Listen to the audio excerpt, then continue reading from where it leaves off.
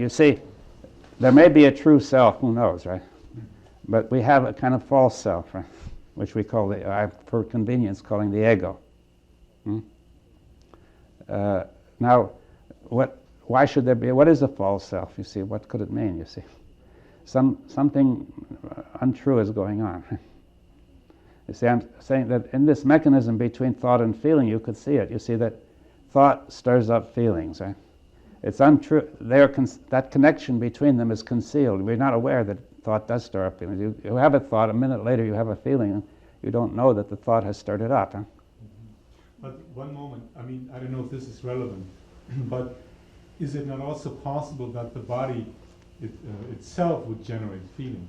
Yes, that would be real feelings. Oh. The most elementary is to say you feel good or you have a toothache or whatever. You may have very subtle feelings and they may be very important. But the difficulty is they're confused with these feelings that are mechanically stirred up from thought. Are you saying that the ego is the thoughts about ourselves that create the good feelings? Yes. That whole process is the ego. The whole process, even the thoughts that create the bad thought feelings? Yeah, because without the thought it wouldn't work, you see. Then the feeling... I'm saying, is it the thought that creates the bad feelings and the thought that creates the good That's feelings? right. All that's the ego. The ego is supported by the concealment process. None of this would work, would have any attraction whatsoever, if the connection between thought and feeling were not concealed. Mm-hmm. You see, if you know that you are stirring up good feelings by thinking I am a very fine person, it will have very little satisfaction in that, right? Mm-hmm. You know. And now, seeing that causality, causal process is the solution. It brings up the solution to the problem. Yes, but seeing it in actuality, not just abstractly, but seeing it as the tensions are there, seeing the tension which is compelling, urging thought to distort, right? Yes.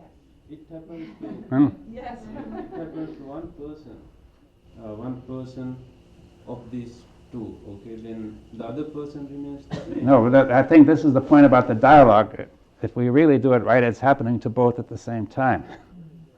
You see, this is a key point, that my thought is your thought. You see, it's everybody's thought. In this dialogue, whatever is happening is felt by everybody and seen by everybody if we're really alert, right?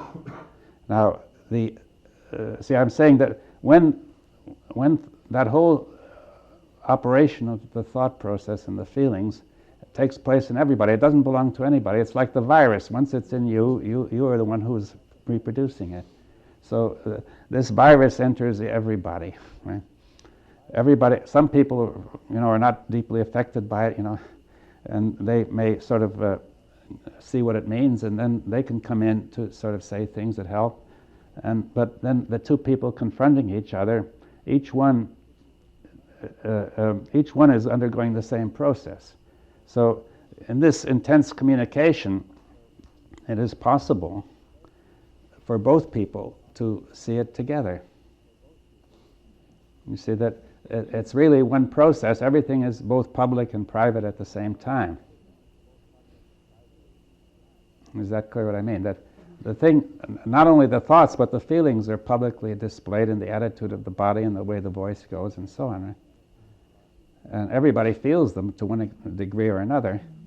And everybody can, in principle, if he's alert, will see what the thought is behind it, right? A good example would be when we all laugh together. Yeah, that's right. That shows that everybody saw the point, right? And everybody felt tension, and everybody relieved it, right? So, you see, that's this assumption of separation we're questioning now, saying, are we all that separate? You see, I mean, in the mind, they say the body is separate, but is the mind really separate? Or whatever we mean by the word mind, I mean, you're just using it in the colloquial sense, right? Is the thought process, is the significance process separate between us, right? Or isn't it one common flow of meaning, which we call dialogue, which gets broken up into a lot of separate polarized meanings? Can you explain? When we were first talking about meaning, it seemed to me that we invent these meanings because we are separate. It's the other way around. our separation comes because the culture has produced these meanings over thousands of years, millions maybe. You see, the mind develops into separate minds. You see, I like to give this analogy again to the ballet dance, which we may have them all functioning from a common pool of meaning. Now we can imagine each one breaks into two groups, and each one starts to do an independent dance. Then it could break up. Each one could break up again and again. So each individual was doing his own thing, right?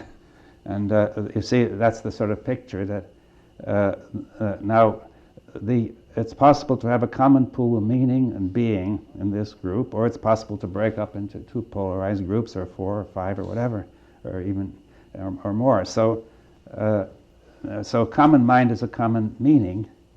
That meaning is action and being.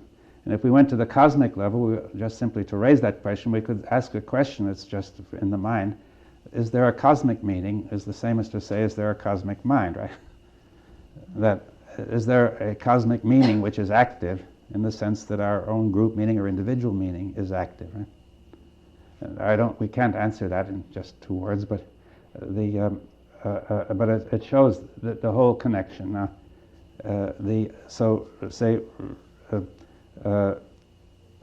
but if we don't get the individual and group meaning clear, I think our mind will not be orderly enough to really be sensitive to the cosmic meaning. So are you saying at least for some time there is cosmic meaning? There may be time from time to time. From time to time. And as our mind becomes more orderly and clear and sensitive, then the cosmic meaning comes into it more, you see. Now, so, but if it's all broken up into conflict inside and between us, then it won't. Right now you don't think that it is continuous? Well, ultimately it may. See, we would have to speculate about that. You see, I would like to say this is merely a proposal, Yes, I know. which we could explore, which I think is reasonable, and but it is very important to have the individual meaning and the group meaning fairly orderly, and therefore in that cosmic meaning there can arise this creativity, right? Because the mind is sensitive, the individual and group mind is sensitive and free, capable of free play to respond to the cosmic meaning. The free play is creativity. The free play is the condition for is the necessity for creativity. That if we say creativity would originate from a creative intelligence, but the mind must be free to play, to respond, right? If it's rigid, has rigid necessity, unyielding, then it can't, and it will become more like an inanimate object, which does not respond, right? So the more rigid we are, the more we become like machines and inanimate objects, and the less sensitive and so on.